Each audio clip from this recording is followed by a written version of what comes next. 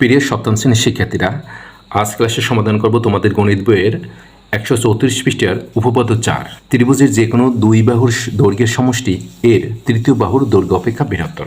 এই যে সাধারণ নির্বাচনটি আছে, সাধারণ নির্বাচন এবং এই চিত্রের আলোকে এখানে বিশেষ নির্বাচন লেখা হয়েছে।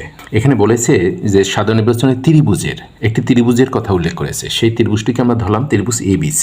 এর যে কোনো দুই বাহুর দৈর্ঘ্যের সমষ্টি, অর্থাৎ আমরা জানি ত্রিভুজের যে তিনটি বাহু থাকে, এর যে কোনো দুইটি বাহুর দৈর্ঘ্য যতটুকু হবে তার যোগফল তার যে তৃতীয় বাহু থাকবে তৃতীয় বাহুর অপেক্ষা বড় হবে, সেটি এখানে প্রমাণ করতে হবে। তাহলে এখানে এই ABC ত্রিভুজের BCকে ধরা হলো এখানে সবচেয়ে বৃহত্তম বাহু। এই BC বাদে অপর যে দুইটি বাহু আছে, এই বাহু দুইটির যোগফল এই যে তৃতীয় বাহু BC এর চেয়ে বড়, সেটি প্রমাণ করতে হবে। তো এখানে বিশেষ নির্বাচন এইভাবে লেখা হয়েছে।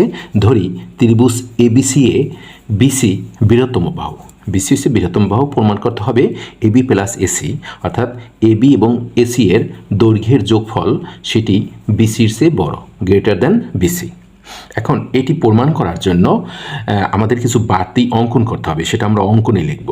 যেমন এই যে BA বাহুটা আছে, BA বাহুটাকে আমরা এমনভাবে AD পর্যন্ত বর্ধিত করব যেন সেটি ACর সমান হয়, অর্থাৎ ACর সমান করে আমরা AD বাহু অঙ্কন করব। এখন C এবং D যোগ করব। এখন আমরা প্রমাণ করব। দেখো এখানে এই CD যোগ করার ফলে এখানে একটি ত্রিভুজের তৈরি হয়েছে, ত্রিভুজ ADC। এই ADC ত্রিভুজে আমরা আগেই দেখেছি যে AD এবং AC পরস্পর সমান। তাহলে এখানে ADC একটি সমদ্বিবাহু ত্রিভুজ, যার AD এবং AC দুইটি বাহু সমান। আমরা জানি কোনো ত্রিভুজের যদি দুইটি বাহু সমান হয় তাহলে তার বিপরীত কোণগুলো পরস্পর সমান। ধাপ 1-এ ত্রিভুজ ADCA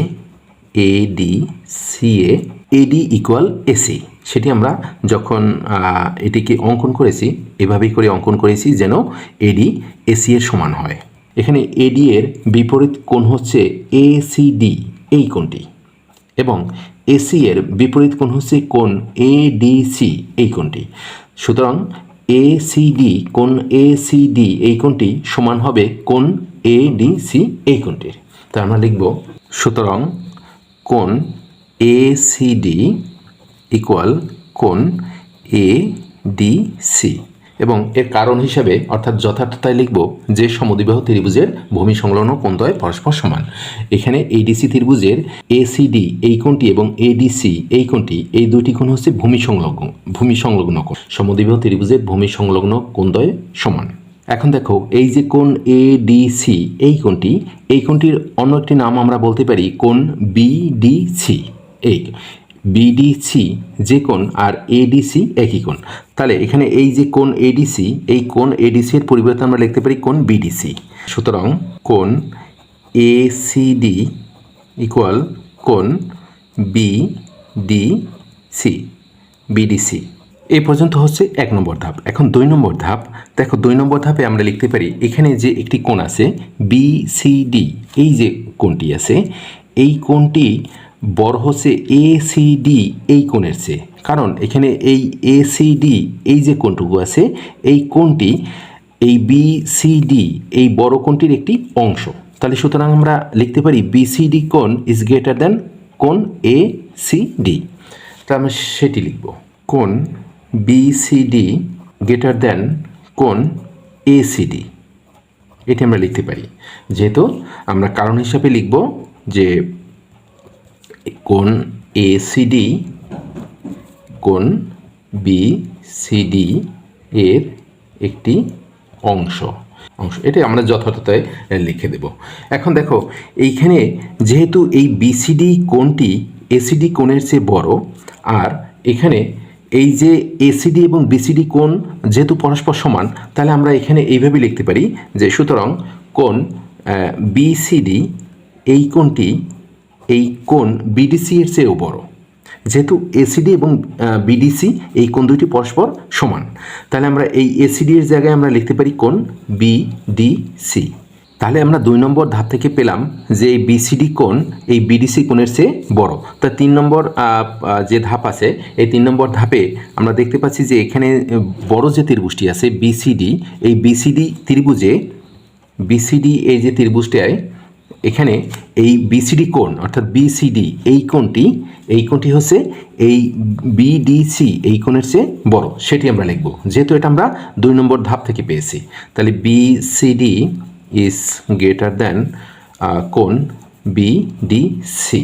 এখন দেখো, যেহেতু এই বিসিডি কোণ বিডিসি কোণের চেয়ে বড়, আর আমরা জানি যে বৃহত্তর কোণের বিপরীত বাহু ক্ষুদ্রতর কোণের বিপরীত বাহু অপেক্ষা বড়, তাহলে এখানে বিসিডি এই যে কোণটি আছে বিসিডি এই কোণের বিপরীত বাহু হচ্ছে বিডি।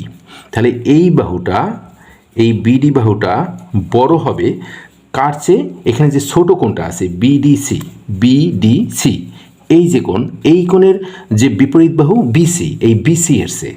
তাহলে আমরা এখানে লিখব বিসি। তো সেটি আমরা এখানে লিখে দিতে পারি যে বৃহত্তর কোণের বিপরীত বাহু বৃহত্তর।